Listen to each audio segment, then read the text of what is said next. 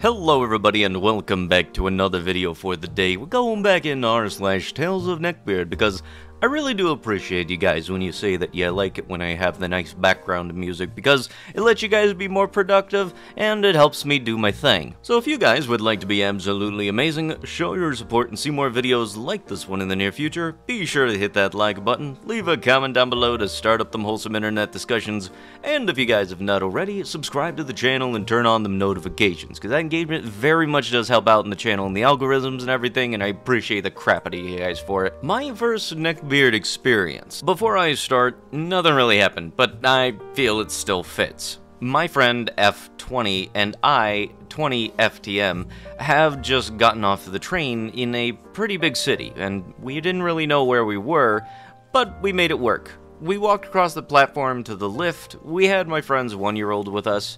It took a while to arrive, as lifts do. While waiting in the queue, a rather large guy walked up behind us, suitcase in tow.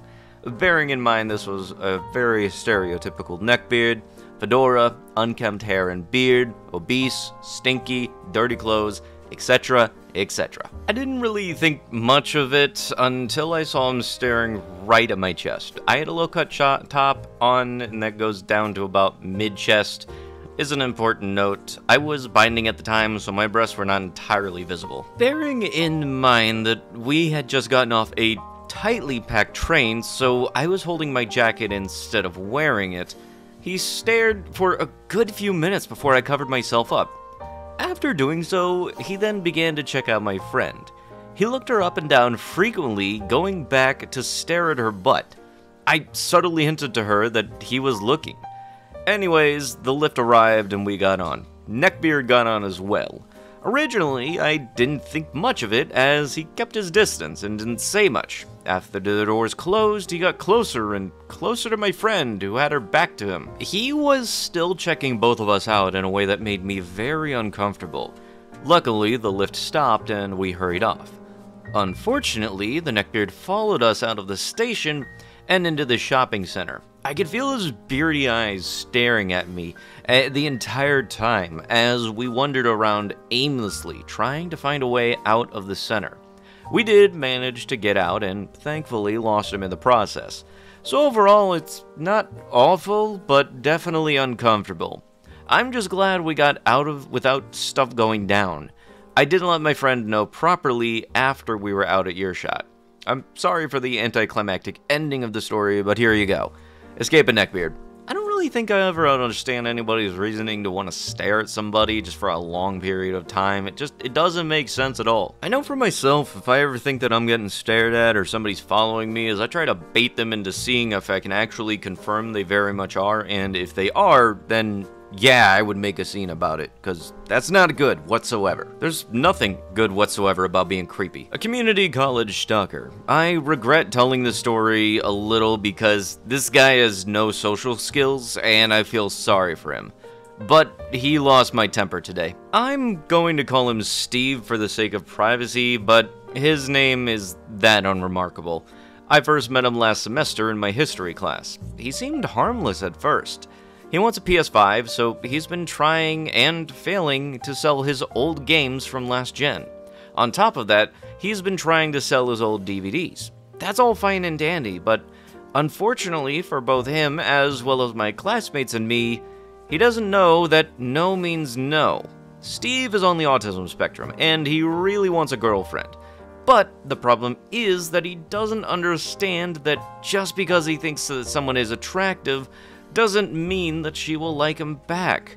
He has a terrible pattern of invading personal space by standing too close to women and hijacking the conversation about Star Trek, The Big Bang Theory, or Lego games. On top of that, he has a noticeable pattern of accosting Asian, black, or blonde women. Sometimes he will follow said women to their cars, touch their elbows or thighs, or track their social media activity. This sort of behavior has gone on for about a year, and this was far from the first time he has been cussed out for harassment. I actually tried to give him advice for asking people out. If they reject you, stop trying. It's okay to get rejected until you persist past that. He did not listen. About 2 weeks later, he gets an angry text from a former friend. Steve says this verbatim: "I've been getting angry messages from my friends that I have been harassing women. I don't agree with it because it's not my point of view." This was years ago. Over that period of time, he has faced numerous of formal and informal consequences from at least a dozen people who have lost their patience with him. F off, that's my girlfriend. I'm gay. I'm studying and you distract me. Today though, I had to be the one who had to do it. He has a crush on this girl he calls Catherine. It's not her real name. We now call her Catherine when Steve is around because he cyberstalks. Actually, that is not the first woman to use a pseudonym around Steve. Olivia and Purple were the first, but unfortunately he knows Purple's name, so that sucks. I digress. The point is that Steve hovered over Catherine for the third or fourth time this week, and he tries selling Catherine his Bon Jovi CDs. His chest is touching her shoulder. We tried to politely get Steve to mind our space and go somewhere else. Finally, after 15 minutes of various tactics, including reverse psychology, Purple loses her temper, almost crying because we all legitimately pity this guy, but she finally goes, "Please mind your manners, you make us uncomfortable." Instead of understanding what's going on, he goes, "You're lying, that's not true." Everyone at the study hall table was scoffing, sighing, laughing exhaustedly, groaning, even giving him the middle finger in disbelief. The guy who tried reverse psychology, I'm calling Brett, explained to him, "You know how it felt when I was bothering you? That's how we all feel right now." "No, you're all lying. You want me here? You're not mad." Brett uses RP again. "And you aren't scared, you're happy, and you want me to bother you again." Steve is choking back tears. Purple is too. But Steve doesn't know how reciprocity works, and she regretfully but necessarily says, "Steve, you're a nice guy, but you are the problem here, not us." Brett gives Steve an ultimatum. We are really close to contacting an administrator. "I don't believe you. You guys are being mean." I lose my temper. "You're freaking projecting!" I activate a timer and slammed my phone on the table. "You have 3 minutes." I was the first to swear at instead with him. I feel like Dookie for it, but it was also done that before, so the guy's disrespect pinched a nerve. "Why are you being mean? You're hurting my feelings." Purple and Catherine both go off on some variation of, "We cannot care about what you think of us for our safety. Please do not make us do something we all regret." The timer is half over. "Why are you being so mean?" I lash out. "We explained it to you. This is not even the first time it was explained to you. Go!" Steve turned around, trying to get the last word. "Shut up! We don't care," Brett goes. Finally, he weeps out of the room to God knows where. We all feel like Dookie, and someone is going to kick this guy's butt if he doesn't learn his lesson, though. Ugh. This guy doesn't deserve to be lonely, but he has an entitled way around women and money. Look, you did what you could, and you were very much making it clear that you were not wanting to talk to them, and if they can't understand no, then hopefully they'll be able to understand countless people shouting and saying that they do not want them to be there. It really is weird how sometimes 2 letters are harder to understand than an entire sentence being spoken by multiple people. "I'm the customer, so you have to date me." Look, sometimes people say the customer is always right, but the people that say that are actually the customers that are dumb as shit. So this is another story from the world of customer service and Burger King. So, our characters are myself, my coworker, who I will call Barbie, and the villain of this place, Jackwad. Now, let me start by saying that I'm fine with people who can break the script on customer service on either side, and I'm all for looking for love wherever you want.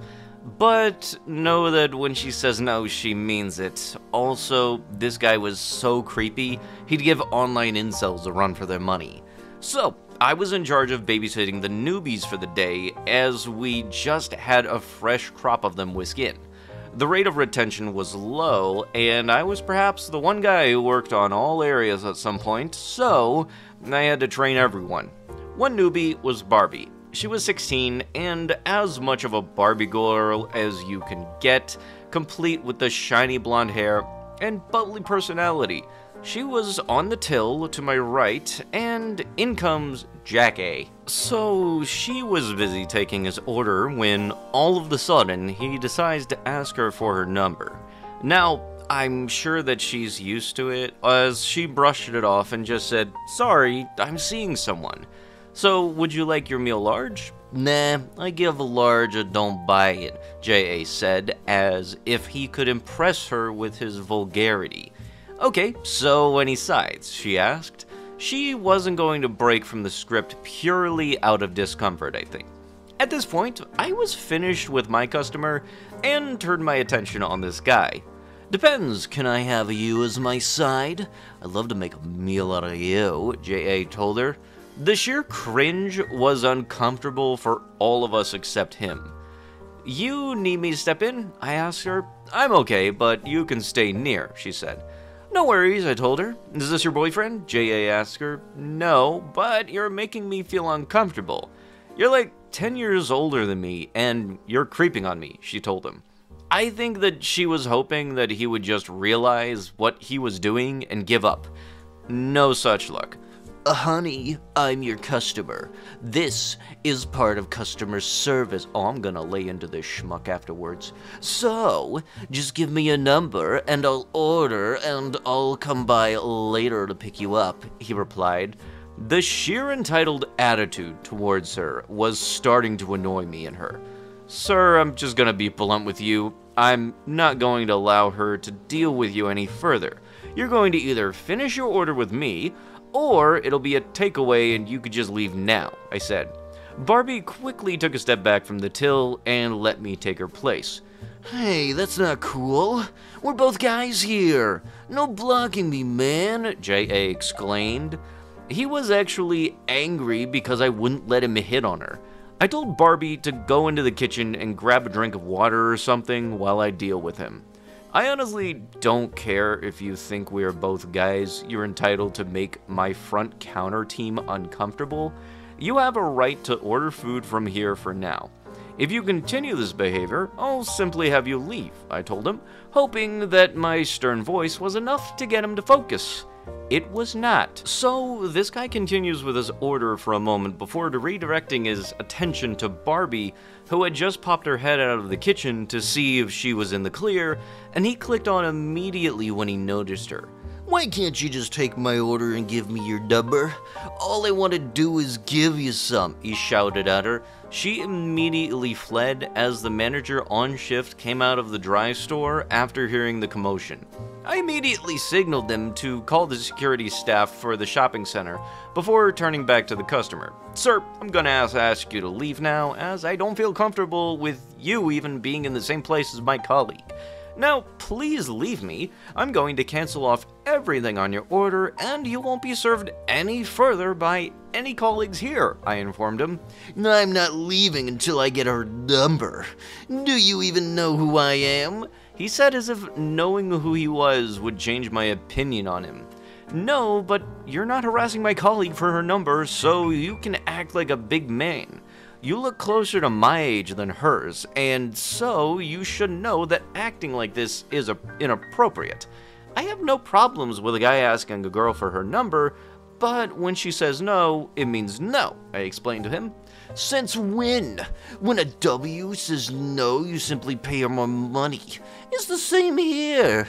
When she says no, you keep asking until she says yes," he replied, as if this means he is in the right all of a sudden. A moment later, security walks in. The manager walked out to point out the customer who was irate because he couldn't get the girl's number. I had already canceled his order on the tills, but he was still refusing to leave until he got her number. Security just walked behind him and tapped him on the shoulder. "Sir, you'll have to come with us," the security guard said. "Yeah, but she hasn't given me her number yet," he told her. And she won't. Now please leave, I told him. With this, he finally admitted defeat and skulked away. I don't know what made him think that he was entitled to her, but I'm just glad that she was protected properly. You can ask a girl out, but you can't harass her if she says no. When Barbie left that day, she was driven home by one of the female members of staff who finished at around the same time. She actually came back as well, and I made sure that she was okay to keep working on the tills before I put her back on them that day. I might call her Barbie, but she was a boss Barbie if anything. Good on her for not letting him shake her. I'm a singular bachelor myself, and I understand that flirting is okay so long as you don't act like an entitled jackwad and mistreat someone who isn't interested. Also, as a rule of thumb, when you are over 25, don't even bother hitting on a girl who's 16 and actually looked younger due to her baby face. That's just creepy. My rule of thumb with age range is normally 6 years younger or 6 years older. If you have a different one, that's fine, but don't be that creepy. I don't know what people's opinions are on SH on here, but I hope that you will appreciate that you should never act like this to anyone ever. No one is entitled to date anyone. It's a privilege to have a partner in love and life, no matter how long it lasts. Yeah, I don't know where that whole, I am the customer, when I ask you for your number, you're supposed to give it. I don't know what source you thought that was from, but whoever or wherever you got that from needs to be hit upside the head with a steel chair. People that work behind a till or just work customer service aren't even supposed to be giving you their last name, let alone their number, but yet people will ask for both for some weird reason. And I know that lying is bad, but I already have names lined up if somebody gets upset at me and asks me for my last name. I have very much looked up the names of adult actors who share a similar name to myself, and so I know for a fact I can just give them that name and they will be disappointed because, oh, what, you lied to me? What about giving you information that you're not even entitled to in the first place? Why is being told no and understanding that a freaking skill issue, like you need a college degree in order to understand that? But with that, that is going to have to be with the video. If you guys would love to be absolutely amazing, show your support, and see more videos like this one in the near future, be sure to hit that like button, leave a comment down below to start up the wholesome internet discussions, and if you guys have not already, subscribe to the channel and turn on the notifications. And I'll be sure to see you guys in the next one. Thank you so much for watching, and bye-bye!